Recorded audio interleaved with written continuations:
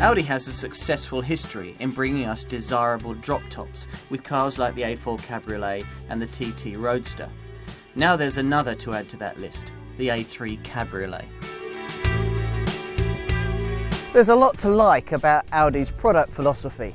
The company is rarely the first to dive into any particular market sector, instead preferring to sit back, take notes, then launch a thoroughly well-developed vehicle that, more often than not, aces the opposition.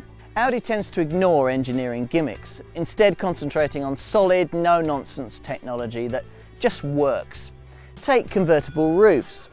In an age where manufacturers seem to be falling over themselves to bring cabriolet folding metal hardtop cars to market, Audi hasn't bothered.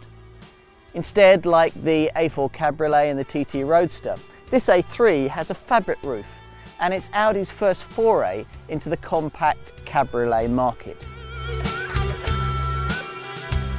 Now, Audi makes much of this model's lower centre of gravity when compared to rival metal folding roof convertible models.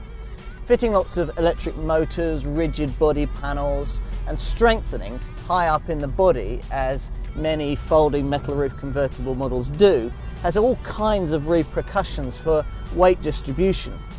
Keep the roof light and compact, as Audi has done, and the suspension isn't thrown quite such a poser when you throw the car into a corner. A first glance at the A3 Cabriolet suggests that it's one of the more focused drop tops.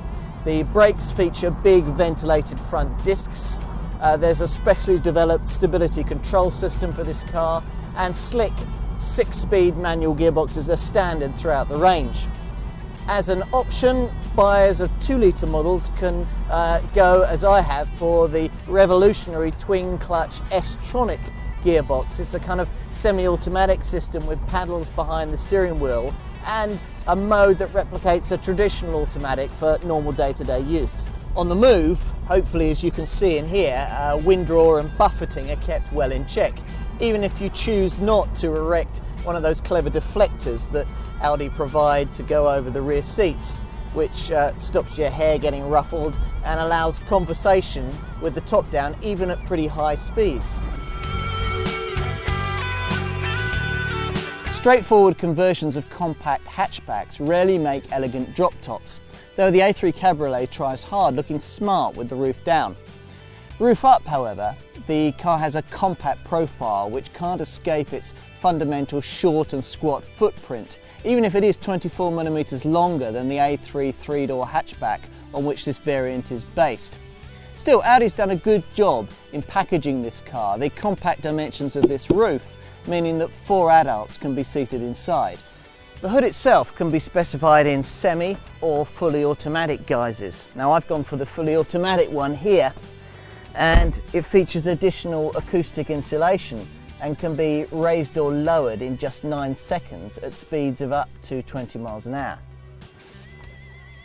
Now, you get a fully heated rear window with proper glass in it, and you get the option on the fully automatic roof of operating the whole thing via the key fob, which will really impress your friends if you're sitting across the street in a coffee shop.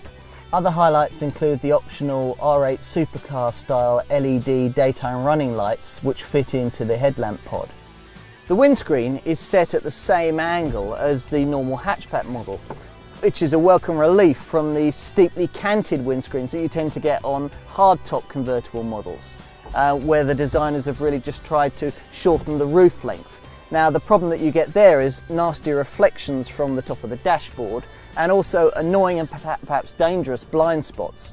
That's not something that the A3 Cabriolet suffers from. The front seats give plenty of adjustment, offering plenty of leg, shoulder, and when the roof is up, headroom. In the back, well, things are very slightly compromised by a very upright backrest here. Although there is plenty of luggage room for a car of this type, with 260 litres with 2 rear passengers in place, and if you're able to fold these rear backrests forward, the figure rises to 674 litres.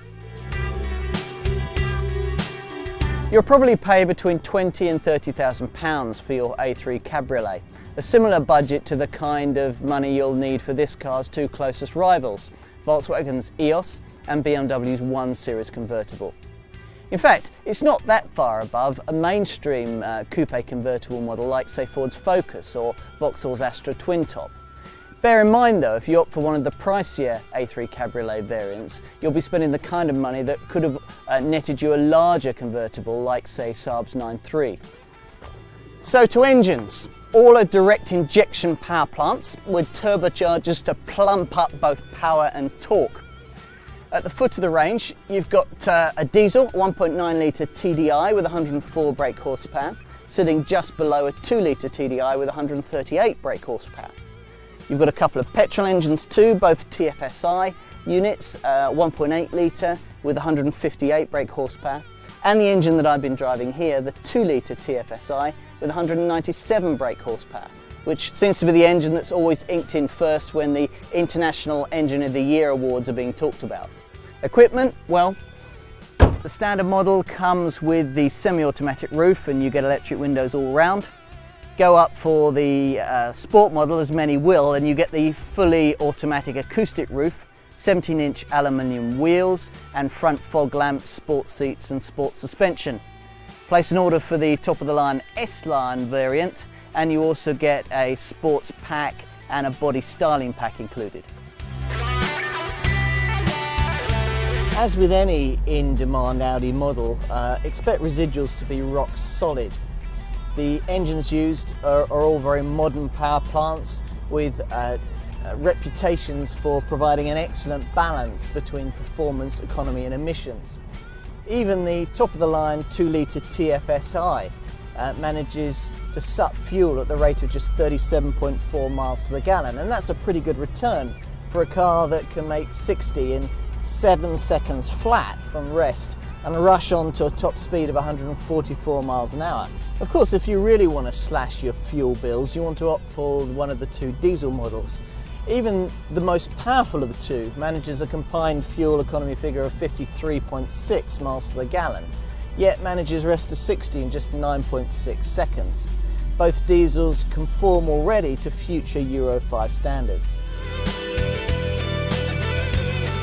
The main reason why people buy convertible cars is that they want to look great, but any car buff can reel off a string of very successful convertible models that looked fantastic but were utter dogs to drive and to own. The A3 Cabriolet turns that established logic on its head, plus it's one of the very best compact cabriolets to enjoy at the wheel.